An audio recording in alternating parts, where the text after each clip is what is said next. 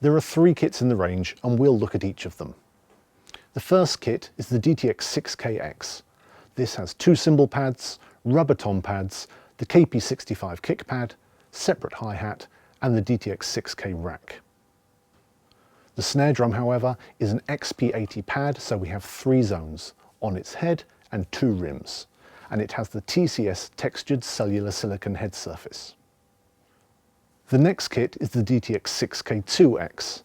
This has 3 cymbal pads, rubber tom pads, the RS6 rack, the KP90 kick pad, the hi-hat on its own stand, and again it has the XP80 3-zone snare. Finally, we have the DTX6K-X, and this has 3 TCS tom pads as well as the TCS snare, but apart from that, it's the same as the K2X. So it has the KP90 bass drum pad, the RS6 rack, and the hi-hat on its own stand. The KP90 bass drum pad has what is called a multi-layer cushioned head design, and that means that there are different layers of foam inside the head. This means its feel changes depending on how hard we play it. When we play lightly, it feels like an undampened 24-inch acoustic bass drum. And then the harder we hit, the beta goes further into the different layers. When we play very hard, it feels more like a heavily dampened 20-inch bass drum.